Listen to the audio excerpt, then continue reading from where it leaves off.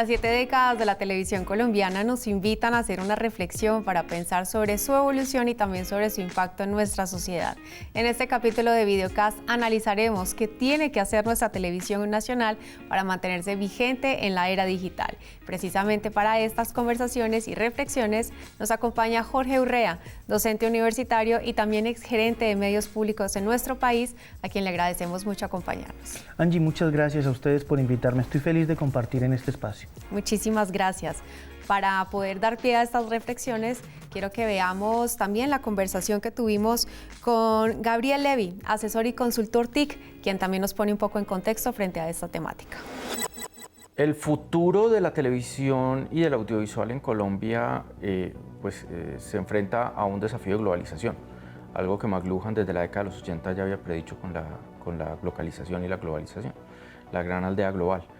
Eso va a impactar en que, si no somos capaces de adaptarnos a una narrativa universal en el momento de contar las historias, pues los grandes jugadores internacionales que están acaparando el mercado de la distribución en este momento, que son las plataformas OTT, probablemente no van a estar interesadas en adquirir contenidos colombianos y vamos a enfrentarnos a un riesgo cultural muy fuerte, que es muchos contenidos de otros países entrando y poca producción nacional. Que eso se puede contrarrestar, sí, se puede contrarrestar con que el Estado mantenga la financiación de convocatorias, de estímulos, de recursos públicos para la televisión pública, y por el otro lado, que haya una regulación que le exija a las plataformas tener un mínimo de contenidos de industria nacional. Pero hay una amenaza, eso no es un secreto, o sea, la industria puede estar amenazada por una muy fuerte globalización de contenidos internacionales, de otras megaproducciones realizadas en el norte global que hacen que producir en el sur global no sea tan interesante, porque probablemente nuestras narrativas y nuestras historias no le interesen tanto al resto del mundo. Obviamente no estoy diciendo que no haya talento, porque lo hay. Hemos visto que con historias como Betty la Fea, como Café, como Azúcar, muchas novelas que han trascendido incluso en la televisión pública con Emma Reyes, pues sí les interesa en el mercado global, pero probablemente nos falta ser más competitivos en muchos aspectos de la cadena de valor de la producción, incluyendo la promoción, la difusión, la distribución. Entonces yo creo que el gran reto, en resumen, de la televisión y del audiovisual colombiano es encajar en la globalización para ser competitivos en nuevos mercados cada vez más exigentes y que requieren un esfuerzo muy grande para que en todos los aspectos, desde la eficiencia en la producción hasta la calidad de las historias y la innovación narrativa, compitan en ese mercado global.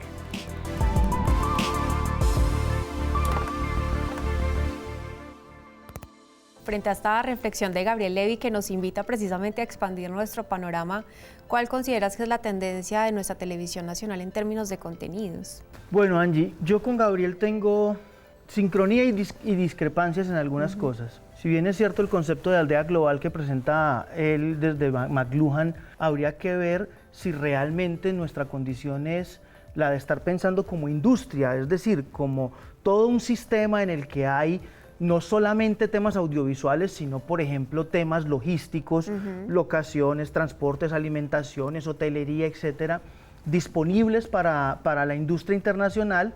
Eso desde los que vienen de acá para allá, sí. Y desde el caso de nosotros, contenidos que queramos llevar al exterior. Esa es una perspectiva en la que funciona la aldea global, y la otra es nuestros contenidos locales, o sea, qué estamos produciendo nosotros para la gente que nos ve en nuestros territorios.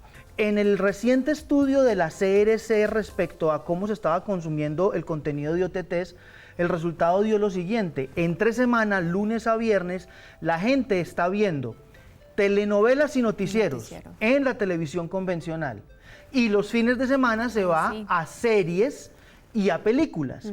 Sin embargo, destaco que si queremos proyectarnos a un universo mucho más amplio, pues evidentemente tendremos que empezar a construir, como dice él, historias y narrativas más adaptadas a lo que nos exija la industria internacional. En el panorama nacional hacemos realities, tenemos varios noticieros nacionales y regionales, novelas, seriados y demás, pero ¿crees que estos contenidos están bien adaptados para el tema digital? Somos lo que decía Humberto Eco, paleotelevisión, al 100%.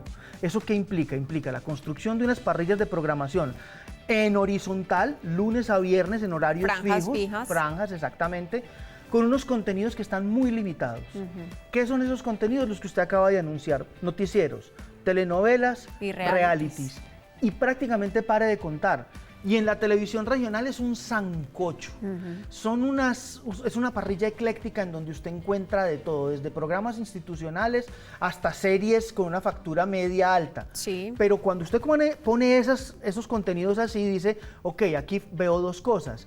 Uno, una lógica de programación que realmente corresponda a entender las audiencias. Y dos, una variedad de contenidos que permita empezar a formar audiencias. Claro. Ahora, desde lo digital, pues no se ve en un ejercicio, teóricamente se le conoce de reciclaje, es decir, de pasar el contenido que tengo en la televisión convencional a la lo plataforma. digital. No, eso desde la perspectiva digital se conocería como crossmedialidad. Esa crossmedia es válida para ciertos contenidos, pero realmente lo que hay que hacer es un ejercicio de transmedialidad en donde se empiecen a segmentar las audiencias y se les empiecen a entregar contenidos expandidos. Claro. Entonces, un poco está pasando ahora, estamos empezando a ver elementos de la comunicación digital aplicados a la televisión convencional, Sí. cosa que tampoco es del todo nueva. Por ejemplo, uno ve MasterChef hoy y en MasterChef están poniendo QRs para que la gente interactúe. Claro. El ejercicio de interactividad en el que se le habla al televidente para que a través de segundas pantallas pueda comenzar a generar O acceder a otros contenidos. o acceder a otros contenidos por un lado y por el otro a generar conversación alrededor del tema de lo que hay en ese momento al aire. Eso trata de emular a las plataformas digitales y de esa manera usted puede tratar de hacer una transición entre convencional y digital para empezar a crear, digamos, una nueva forma de ver unas audiencias. Yo tengo un contenido convencional central y reparto diferentes y de ahí saco contenidos. otros contenidos. Entonces es todo lo contrario de la convergencia, más bien es divergencia como expansión en el sentido de Jenkins. Nos cuestionamos a lo largo de todos estos años si los recursos, sobre todo públicos, que es con lo que trabajamos las regiones, son suficientes o nos hace más falta recursos y también profesionales en este tema para poder estar a la vanguardia de la era digital. En España hay un modelo similar al de la televisión regional en Colombia, Sí. que se llaman televisiones autonómicas.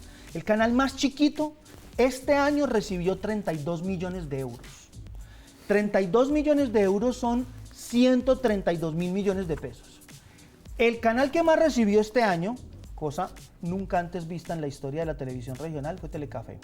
Recibió 13 mil millones de pesos. Eso quiere decir que la televisión pública regional en Colombia recibe el 10% de lo que recibe la televisión pública regional en España. Creo que con eso ya dejamos claro que los recursos no son altos. Distan Ahora, bastante. ¿qué podemos hacer con esos recursos, con los poquitos que tenemos? Que dentro de todo no son pocos. Cuando yo estaba gerente recibía 6 mil millones y hoy está recibiendo 13 mil millones. No está mal, más que se duplicó. Bueno, ¿podemos hacer buenos contenidos? Sí que podemos hacer buenos contenidos. ¿Y digitales? También, y eso era una limitación que tenía, ahí sí que digamos que se justifica un poco la migración de las diferentes entidades. Esa era una limitación que tenía cuando el FONTV daba la plata para hacer televisión, porque el FONTV solamente daba plata. Solo es exclusivo para televisión. Exacto, entonces usted no podía designar recursos de la televisión a contenidos digitales y lo que se terminaban haciendo era pues ahí como pequeñas cosas arañando las uñas.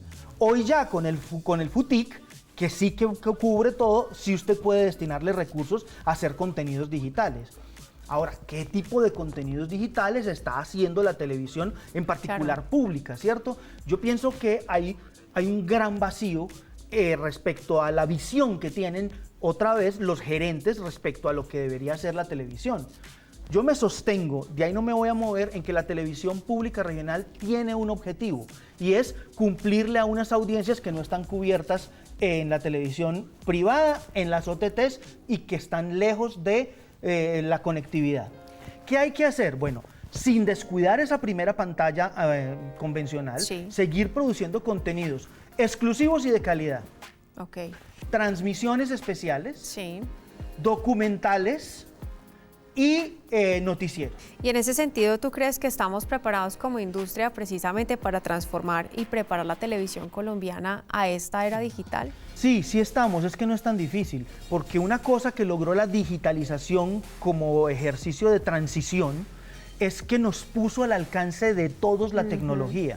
Alrededor de este estudio hay cosas que usted y yo, como personas naturales, podemos adquirir para hacer un programa como el que estamos haciendo. Entonces, todo está al alcance. Ahorita el asunto es contenidos. Por eso el concepto del contenido de rey se mantiene vigente, porque es la creatividad, no lo técnico. Y como profesionales, ¿crees que estamos capacitados? ¿Las universidades, las instituciones están sacando profesionales competentes para estar a la vanguardia de las necesidades? Voy a hablar aquí a nivel nacional. Hay buenas universidades, hay buenos programas.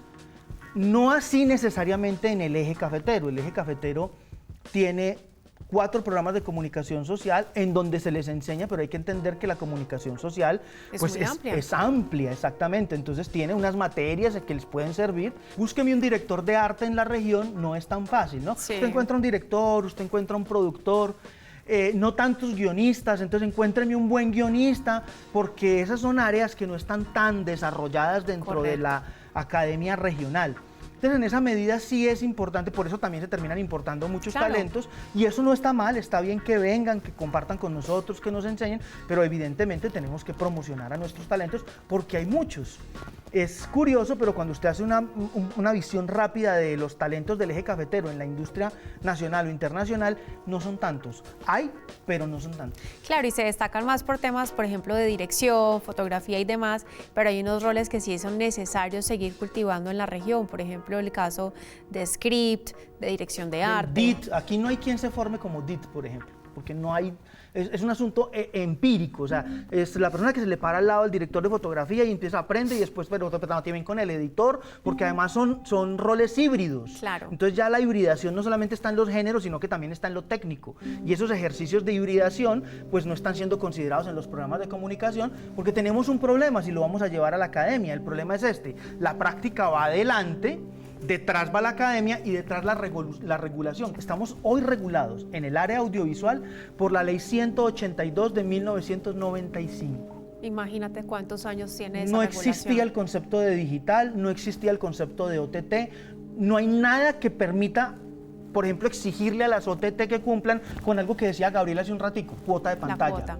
Jorge, finalmente, ¿cuáles son esas reflexiones después de esta conversación que te quedan para que nuestra televisión siga existiendo en el panorama digital? Bueno, yo soy categórico. La televisión no se va a acabar. Va a seguir existiendo. Necesitamos cabezas, gerentes, directores, presidentes de medios públicos y privados que entiendan a la audiencia, que entiendan la industria en la que están metidos, que es una industria cultural. Esto no es hacer camisas, esto no es vender lotería, esto es entregar una información que va a modificar la forma de vida de la gente. Entonces, que entienda que estos contenidos que estamos haciendo afectan a esa comunidad y en esa medida hay que hacer contenidos de alta calidad y de alta factura. Después de que tengamos esos contenidos, entender cuál es la manera en que las audiencias consumen y en esa medida empezar a construir expansiones de los contenidos de la red central. He sido, yo no diría redundante, sino coherente en lo que le he dicho desde el primer momento hasta ahora. En la medida en que sostengamos una buena programación de la primera pantalla, podremos sacar contenidos expansivos de todo tipo. Ahí simplemente abrir un catálogo y decir, ok, ¿qué puedo hacer? Podcast, página de internet, blog. Coja su catálogo, actualícelo el día de hoy y empiece a chulear, pero con conciencia, no hacer por hacer.